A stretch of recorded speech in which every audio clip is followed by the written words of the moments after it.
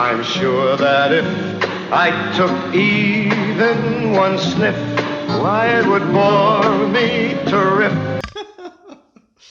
Well, so many people have asked to see the puppies that I thought, and I just love them so much. And they're such a joy. They're so life enhancing. They're such a spiritual bath. Oh, they're like spiritual champagne, aren't they? That I thought I would have to show them to you. So Mickie, the puppies, and I say greetings from Castle Goring. This little one, he's the noisiest, it's the boy. He's the most rumbustious, very sort of squeaky, squawky at all times. You can even, maybe he's growling just a little bit. The girls are very quiet. This is the girl who's earmarked for a friend of mine. And this is my baby. Mickie had my baby for me, didn't you, Mickie? So Mickie's both mummy and sister, because I'm going to be mummy to this baby too. Mickie and I will be joint mummies, won't we? All without the benefit of a cushion. Oh, what a joy puppies are. Well, now that I've introduced them to you again, I am going to have them handed over to be whisked upstairs so that I can continue with the matter at hand, which will be the first question. So, without further ado, I will plunge right in as soon as I have handed them over. Okay, Mix, say goodbye to everybody. Say goodbye. Come on, baby. Say goodbye. Bye-bye. Okie dokes. Oh, yes, you sweet little... So, without further ado, I will plunge right in with Queen's Martini, who says, I think he sure looked intoxicated. On what substance, I don't know, at the unveiling of Princess Diana's statue. Search for it on YouTube. Just notice his behaviour, in my opinion. Queen's Martini, not only yours, I've got to tell you. Not only yours. Several people have made the comment. I thought he was certainly buzzing. Whether he was buzzing on his own endorphins, his own fear, his own natural substances, or something else is not for me to say. But he was certainly buzzing, buzzing, buzzing, buzzing.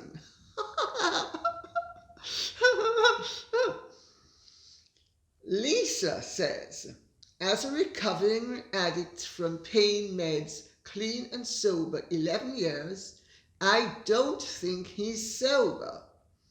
He may not be drinking, but he definitely looked stoned in some of the videos. I used to be able to carry on a full conversation, no problem, but my eyes were someplace else. My husband took video of me for me to actually see what I was doing. It devastated me and I went into rehab. I really don't think he's sober, either cannabis or pills. I do wish I'd get rid of my cold. I hope I'm wrong. I truly do. He just doesn't look there. Lisa, you are one of many people who have been commenting on Harry's dead eyes, vacant expression. Something has definitely gone on. Of course, we need to be careful what we say, but the observations that people make are not without foundation. They are based solely on Harry's behaviour. And that is a dead giveaway. The eyes are the mirror of the soul. Tonda McCarthy says, one of the major tenets of AA and NA is that you must make amends to people you have hurt. I will wait and see if he mans up and apologizes for all the lies they spouted. Be interesting to see. Tonda McCarthy, I'm so glad that your understanding of AA and NA and well, the 12-step program is the same as mine. This is one of the things that tells me that Harry hasn't begun to climb up those 12 steps beyond maybe some of the time number 1.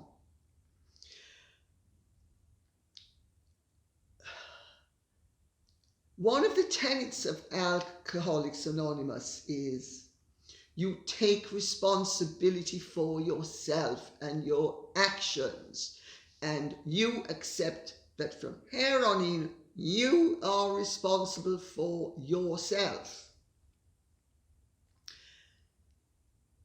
A corollary of that is that you then make amends to the people you have hurt. Well, as we've all seen from the machine guns that blast forth with puerile punctuality at Montecito, Harry and Meghan don't make amends to anybody because they're the victims. You've hurt me. It's thanks to you that I'm suffering. But for you, I would have a wonderful life. You, whoever you are, you the family, you the nation, you the people, you the anybody who doesn't worship at my altar. Marlene, sorry, slip of the tongue. Marie Monroe Duat says, another retired psychotherapist, her Lady C. I just wanted to say you've done a beautiful job with these difficult issues lately. Thank you. Thank you, Marie Monroe Duat. You're one of many professionals who have really taken the time and the trouble to write in and say nice things. And I appreciate it because it shows that what I am doing has validity and worth. And that's so important, as you will know. So thank you. It's nice that some of you have taken the trouble, and I'm not now referring to non-professionals, I'm referring to the professionals, because Marie Monroe Duat is but one of many, and they have all taken the trouble to really give me a big up. Noreen Kessler says, fabulous video, your best to date, and I have seen most of them. Thank you very much. The best explanation of what is called a dual diagnosis, substance abuse as well as personality disorder. Notoriously difficult to treat, which takes a terrible toll not only on families, but also those professionals who work with them. Well, of course, the professionals, yes, it takes a toll on them, but they have chosen their profession. The families don't choose to be a part of what they are forced to be a part of.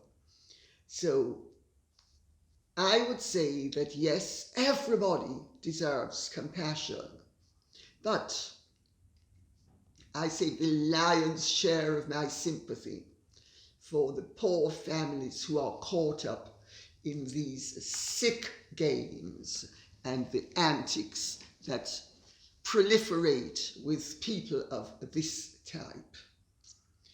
Sally Willis says, if H has a psychotherapist who gave him the term genetic pain, one has to wonder what kind of therapist is this? You might well ask, because insofar as I am aware, genetic pain is not a part of any medical diagnosis. However, I will continue with the question. Of course, Harry could have remembered the phrase wrongly.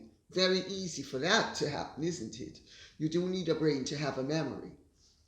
As a group psychoanalytical analyst, also working with individuals, over many years I have learned to choose my words accurately and speak them carefully or not at all with people who have personality disorders. This is because words can be picked up in a very concrete way with no understanding of nuance by such troubled people, twisted, changed and misused. This can set off a chain of events that may be toxic for other people in their lives. Well, I couldn't agree more, Sally Willis. This is one of the reasons why some professionals refuse to treat people with certain personality disorders, because the treatment doesn't help them to improve. It helps them to become more skilled at game playing, manipulation, destructiveness, and all the things that go along with most personality disorders.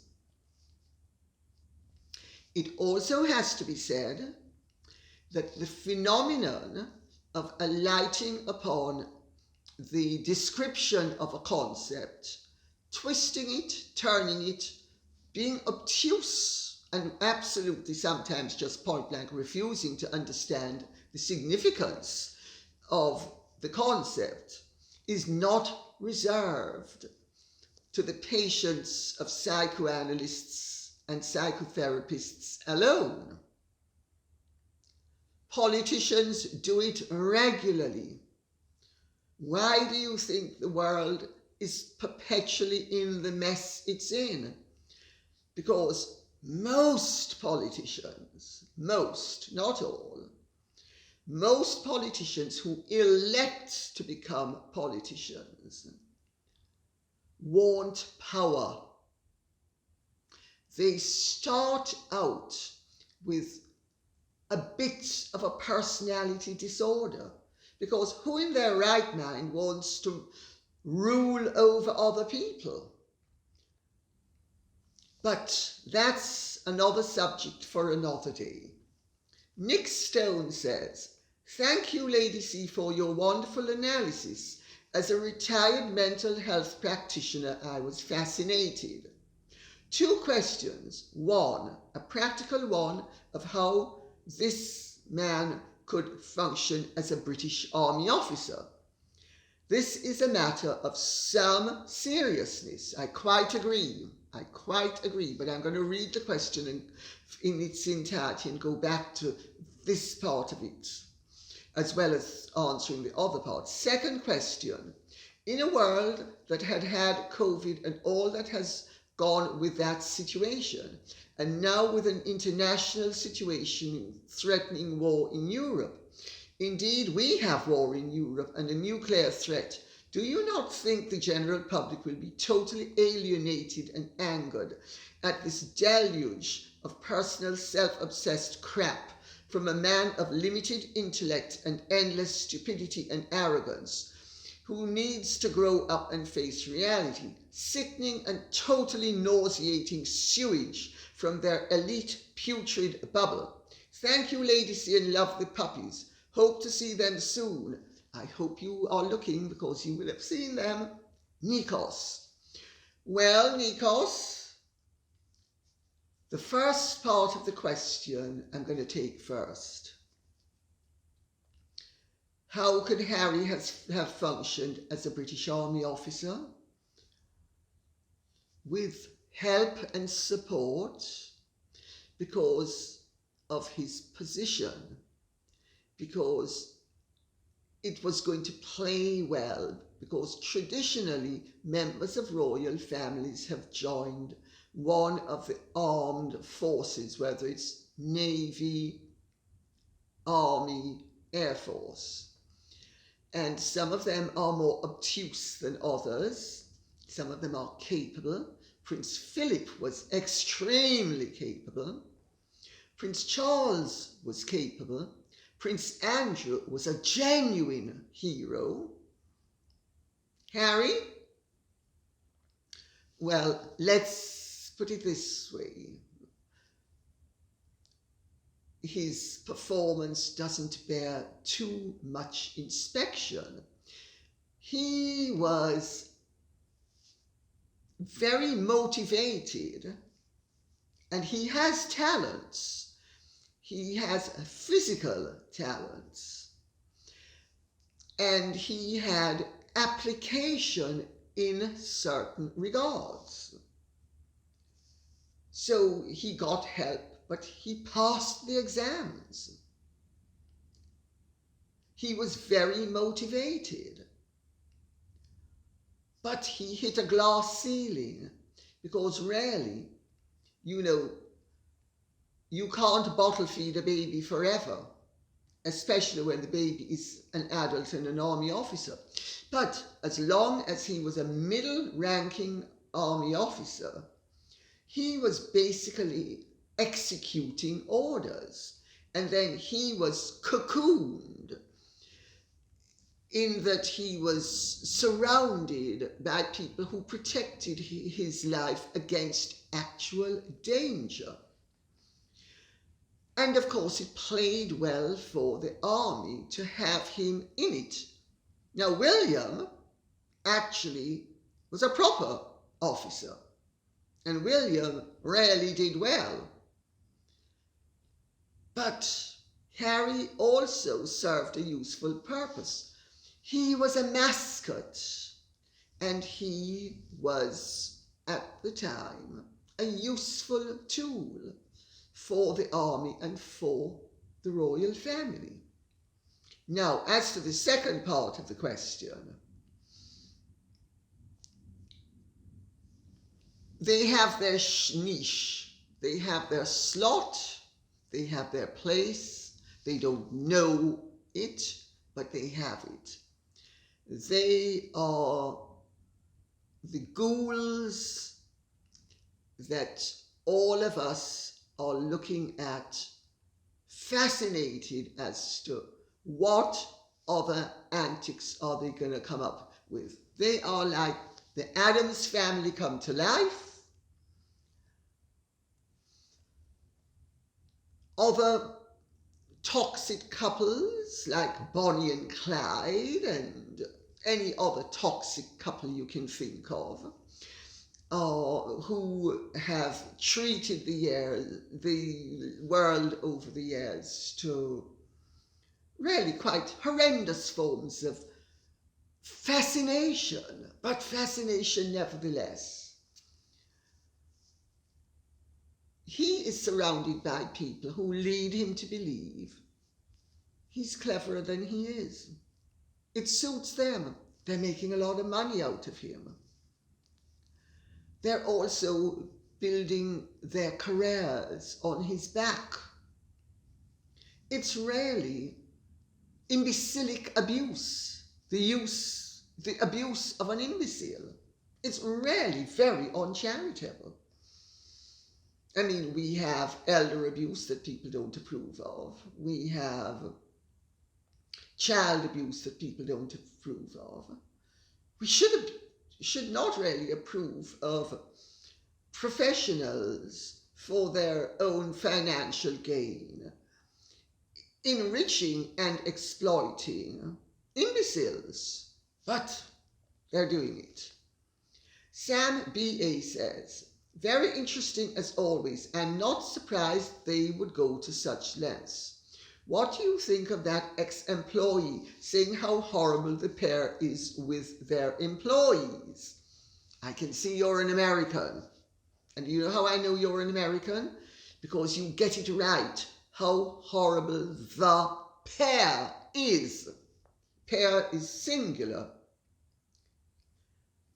In England, they would say the pair are, because the English don't always speak the language as well as the Americans. I just make that point for what it's worth.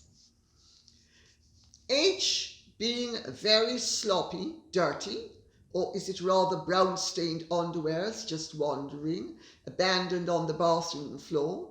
Is H waiting to feel the dangled berries? Good God. I've never heard of those before, but I can tell you something. I know exactly what they are. It's like when the poor queen was told to suck it up. And she said she'd never heard the expression before, but she knew exactly what it meant. Me too, but dangleberries. Sorry.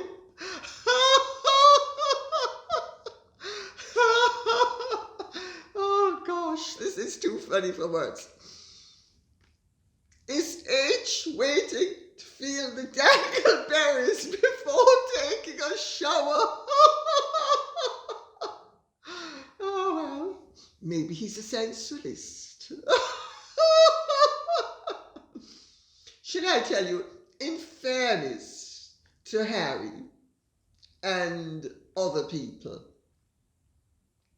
disaffected employees will sometimes overgild the lily and say things that are not true. I make that point for what it's worth. I know an awful lot of people who are well-bred and swine. I can think of a certain lord who, aside from looking like a god gnome, his shoulders are a quarter the size of his hips, and he's not gay, although he's very effete. Drops, towels, socks, underwear, even in drawing rooms. I mean, he would consider himself civilized, but as a friend of mine said to his wife, she said, you know, surely, bloody blah, must realize that no gentleman behaves like that. And this is where we hit the nail on the head. Because no matter how grand a background you have, if you're a swine, you honk. And you make a very terrible mess.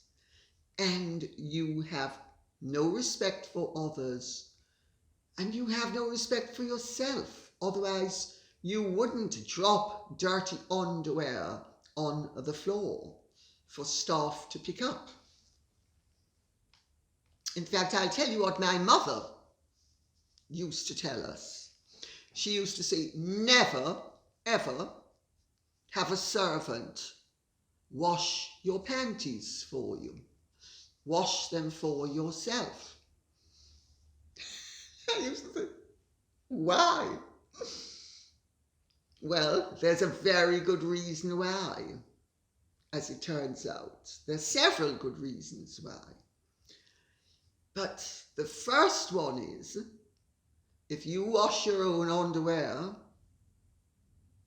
staff never know what you've been up to. If they wash your underwear, they know exactly what you've been up to.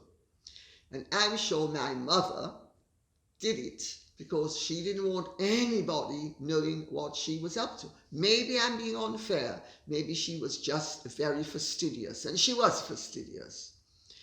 But I always wash my own underwear. And in fact, when I was in the jungle in I'm Celebrity, Get Me Out of Here, and they wanted us to hand over our underwear to be washed by teammates, I absolutely point blank refused to do it. And they had to change the rule. And I said, I'm just not doing it. I've never done it and I won't do it. Well, dangleberries. I'm sorry, I can't get over it.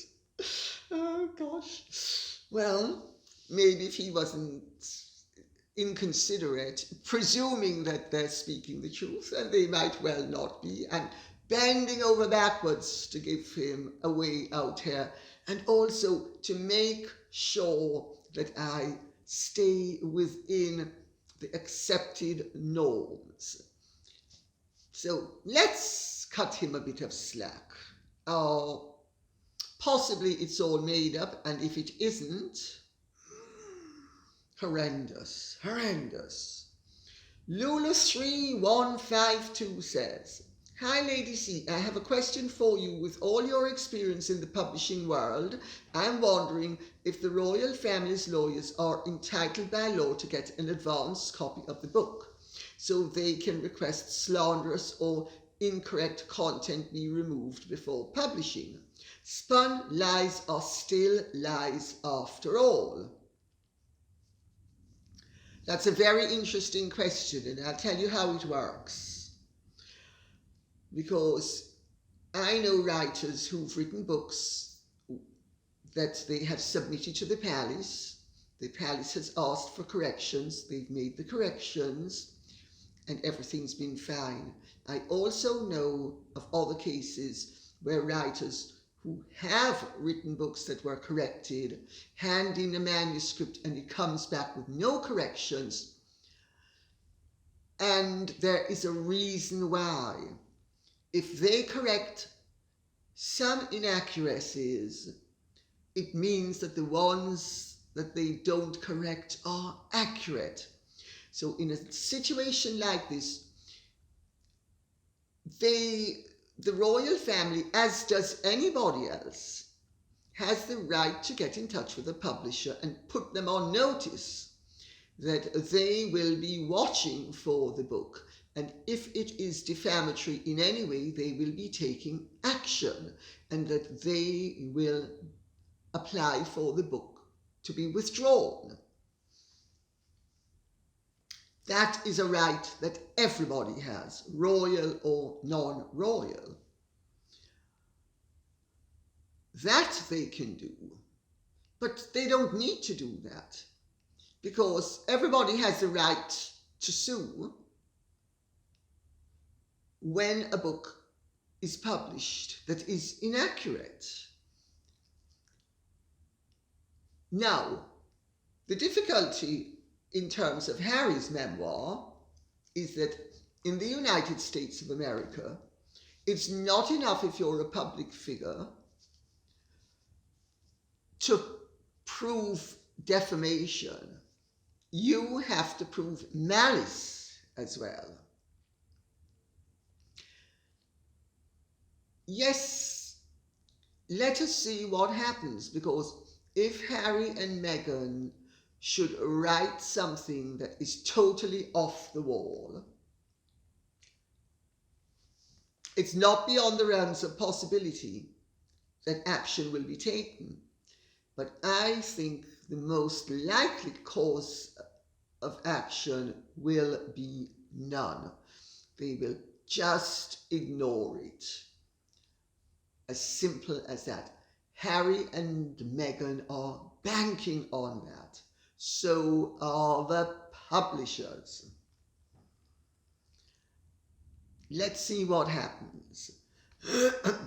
Siri Danica K says, JR Moehringer, the name isn't mentioned, but it's Moehringer, the ghostwriter, was a friend of mine for a short time in the 90s in Colorado. I must admit I know little about his writing style, but he is a whole caliber above Omid Scobie. Get ready for real journalism. Will the people see through it? I hope so. Well, my dear, it would be very difficult to be below the standard of Omid Scobie. I mean, the man is an embarrassment to himself. He is a paean to plasticity and artificiality. And unjustifiable claims. I'm biracial. I'm half Caucasian and half Caucasian. That means I'm biracial. How does that work? I mean, the man is just beyond ludicrous. And yes, JR Moehringer is a good writer. And a good writer can convey a thought in a concise, accurate, and legal way, and make what in more cack-handed hands would be defamatory acceptable. Well, as I said, it's the LAAA cabal, and you know, they have a certain amount of influence, and they have their mirrors that reflect back at them. Oh, so wonderful. And there will be a certain amount of positive feedback, no matter how dreadful the book is. I don't think the book is going to be dreadful. I think it's going to be well written. I think he's going to very judiciously and cleverly turn apples into oranges. Then there will be people like me who will review it and think, actually, Mr. Moehringer, that's an apple, that's not an orange. But it will be real journalism. Yes, you're absolutely right. And will people see through it? I think if there's anything to see through, they will see through it. And there will be people to help them. You're looking at one.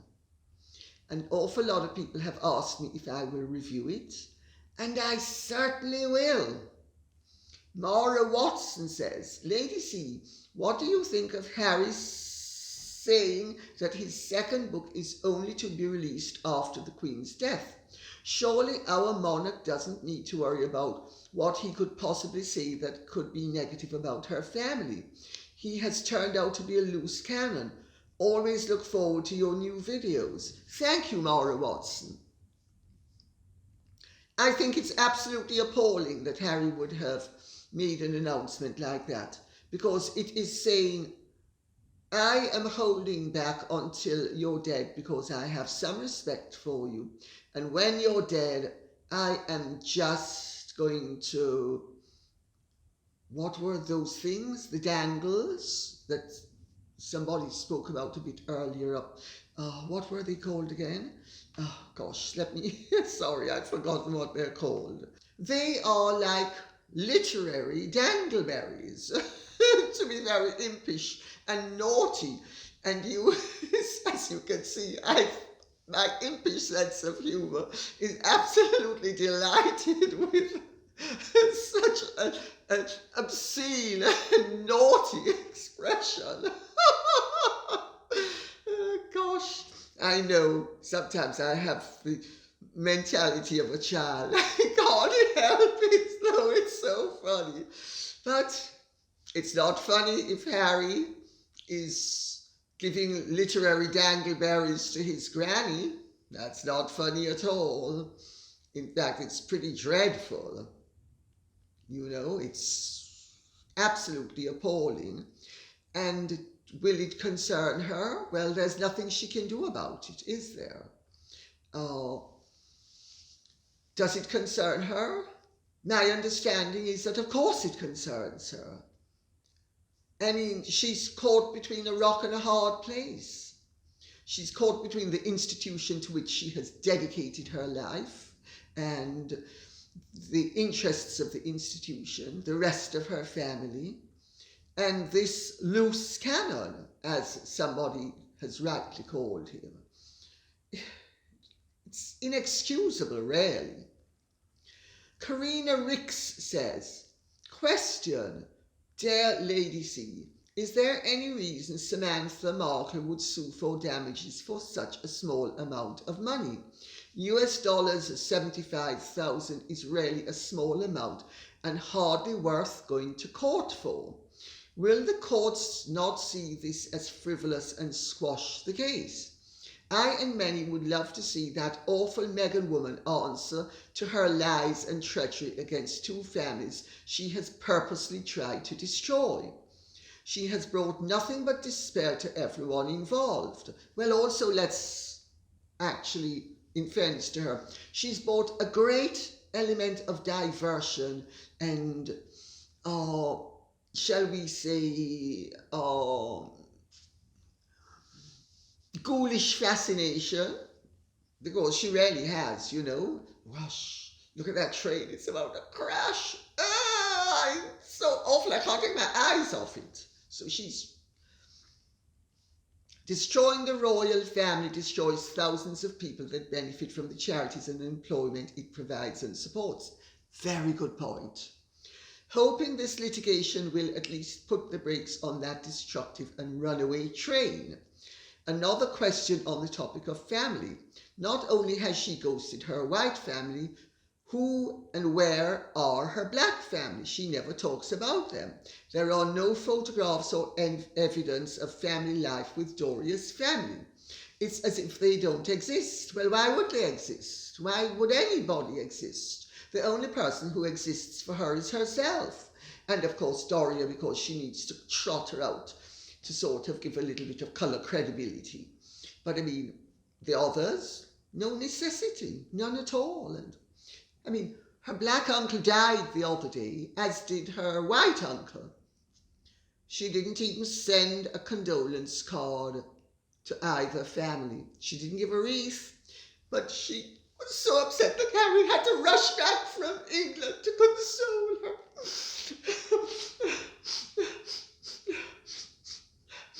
Sniffles, and they're not caused from anything but grief.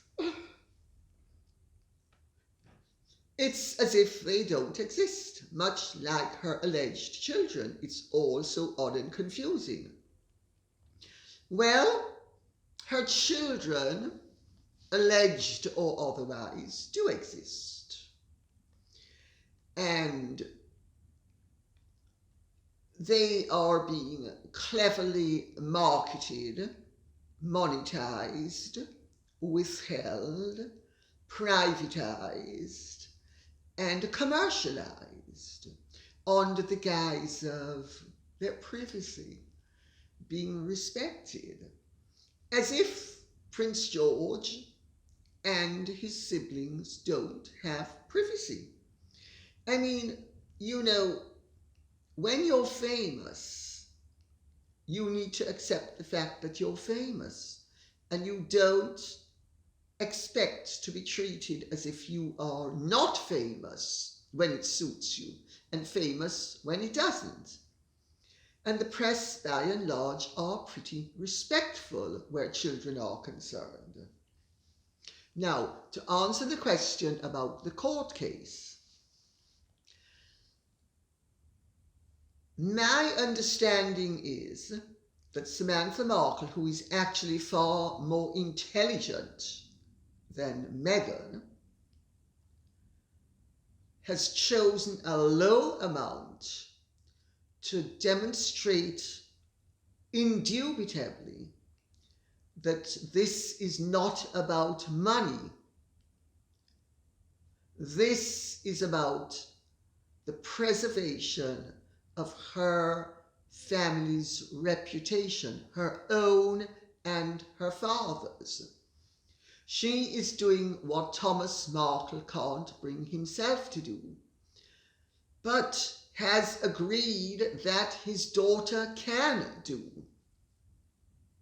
which is to try to retrieve some honour from a dishonourable situation hoisted upon them by the thankless gonorrhea and Regan that Meghan is. It will be interesting to see what happens, because dear Megsy baby, and amid scabies incidentally, because she's not only suing over the lies that Meghan brazenly told on the Sopra show, but she is also suing for the lies that Meghan told via Jason Knopf in Funding Freedom and Finding Freebies, as recounted by amidst scabies, that other study in artifice and plasticity and phoniness and victimhood. And I've been the victim of colour prejudice, although I'm white on my father's side and Caucasian on my mother's side. But amid scabies, surely Caucasians are white. Yes, but not when it suits me. When it suits me, they're not white. They're people of colour. Let's see what happens if this gets to a court. Let's see what this happens if they're deposed, because they're going to have to be deposed if this trundles on. And Meghan can be as pretentious a piffler as she pleases and issue announcements through her lawyers like, this is it's frivolous and we're going to ignore it. They're not going to be able to ignore it if it trundles through the courts. She's going to have to come off that high horse of hers and pay attention to that odious thing called reality. Remember, she's subject to every ism but realism. Well, Samantha's pointing out to her, realism does actually exist. And let us see her have to defend. And let's see amidst scabies have to defend, because this is the beginning of the end. Because no matter what Meghan does in this instance, she loses. Because if she fights it and it goes to a court, she is going to be exposed as the phony that her sister says she is. If it doesn't go to court and she settles, she's going to find that people think you thought you didn't fight it, you had something to hide. So she's in a no-win situation. Andrea Royd says, please tell me, when Harry left Eton, did they not observe all this trauma? Are we to believe that he passed out of Sandhurst, leg men, was in an active war zone, had a gun put in his hand and was really this fragile? Big block capitals. Really? Big block capitals. I don't buy into it. Nor do I. Harry has discovered his vulnerability, his feelings, his victimhood, his suffering. Megsie has turned him on to the joys of suffering. And they're both on a sufferfest. Harry, let's not have supper tonight. Let's have suffer instead. Yo, Megs, yo. Can I get a reward? Can I get my reward? You know my reward. You know what I want. I want that reward. Megsie, please, give me my reward. Only if you're a good boy. Only if you're a good boy. Gotta do what I want. Gotta do. Go stand in that corner on pencils. That means if you do that and tell me how much you love me, maybe I'll give you your reward. This is what happens when you take somebody who had a real personality and real problems and turn them into somebody who no longer has a real personality and has real problems. Still, in fact, even more. I think it's called being a total phony, a genuine phony. And you know Meghan has form. She's on record saying, if you don't like the truth, find yourself a new truth that you like. Create a new truth. So she didn't like being a mixed race girl, so she found that she was a white girl. She didn't like the fact that she had really appalling skin, so she decided anybody who doesn't have freckles is disadvantaged. I mean, even wrote a book about it and registered it. I mean, do you begin to see the enormity of what we're dealing with here? I mean, this is somebody who rarely, she's not out to lunch. She's out to breakfast, lunch, tea, dinner, and supper all rolled into one.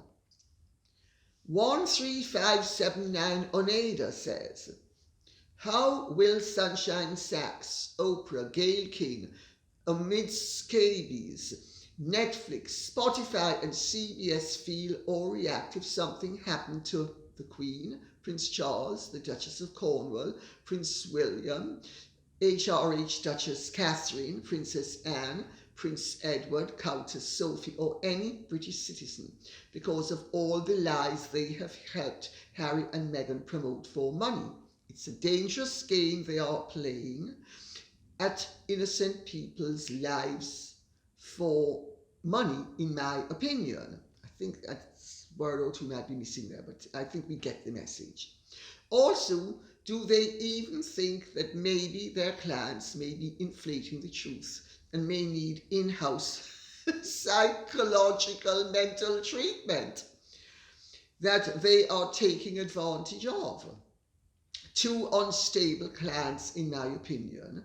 And how can they not see or feel the toxicity, negativity, lies, and self-entitlement with their victim mentality and never taking any responsibility, in my opinion? That's a very good question and a very good observation, and it cuts right to the heart of the matter in terms of morality. But you know, an awful lot of people think, give me the money and I don't care about the right or wrong of the issue. They don't care about the morality. Will they care if something appalling happens? No. They'll console themselves and say, I was doing my job. It was just a job. There was nothing personal. This is where integrity is so important in life. You do what you regard as a right at all times. And if you regard that something might be wrong, you don't do it. It's as simple as that. You do not do it and say, I am doing it because it's a part of my job.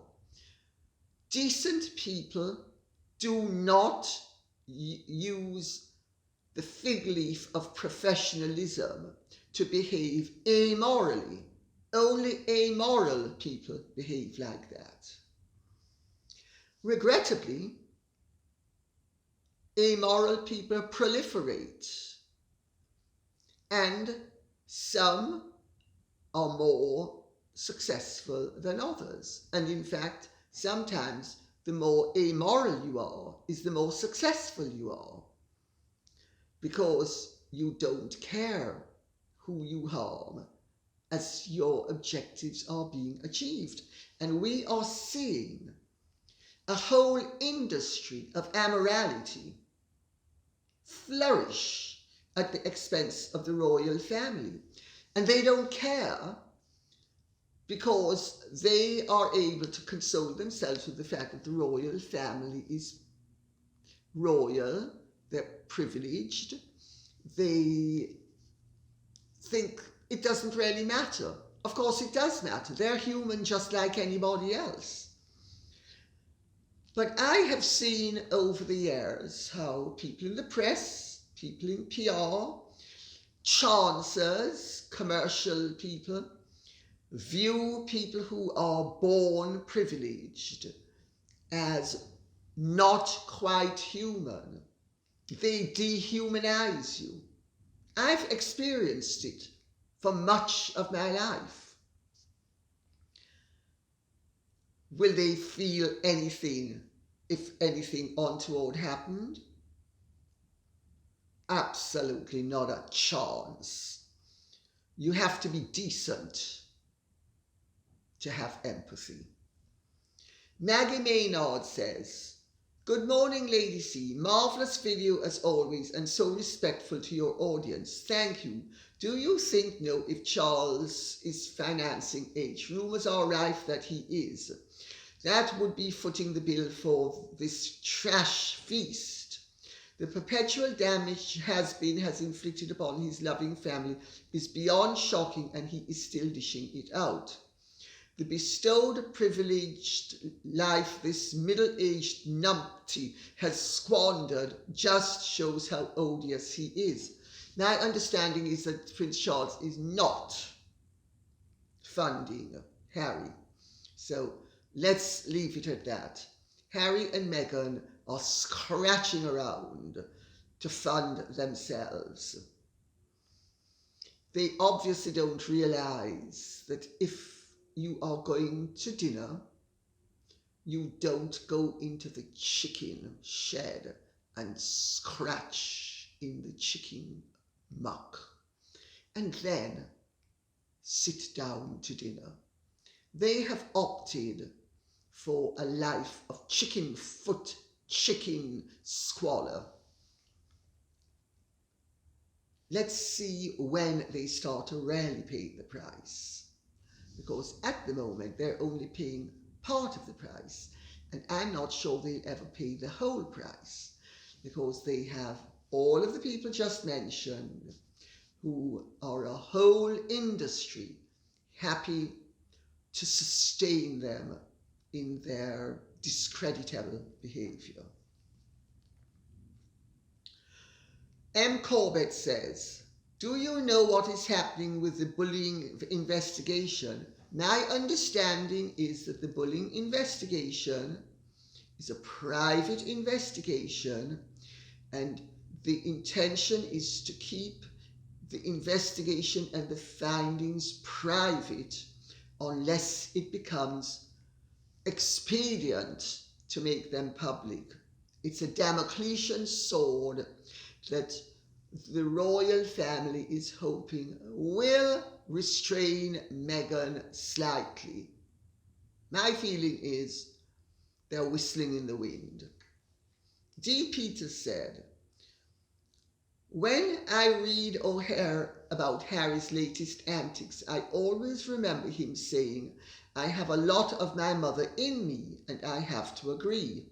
I grew up adoring Diana. However, with the passage of time and greater understanding, it would be remiss to see that Diana was a deeply unhappy and tortured woman who in turn did the same to some of those around her. That does not take away the many wonderful qualities and great works she did. No, it doesn't. It looks like Harry has inherited his parents' not so great character flaws, and William has seemingly inherited the best of both his parents. I think to a large extent that's true and fair. We all have character flaws. Diana had a great many flaws and a great many compensatory virtues. Charles has flaws and he has virtues. William has three things actually, that are absolutely necessary for a dignified life of service. First of all, he knows when to shut his mouth. Very important. Secondly, he has dignity. Harry has no dignity and opens his mouth when it should be shut. And the third thing that William has that Harry doesn't have is loyalty. William is loyal to the people of this country, to the institution, and to his grandmother, and to his family. That doesn't mean that there aren't ups and downs. it means that he is loyal. Harry is disloyal. Diana could be disloyal. She threw many a person under the bus, and Harry does the same. Harry has inherited the worst traits of both his parents, and I can't see him having inherited any of their redeeming virtues. I would have to agree with you, D. Peters. And on that note, I'll say I hope this has been of some interest to you. If it has, please like, share, subscribe, press the notification bell, and please keep the questions coming in. Remember, this can't be done without you. God bless and goodbye.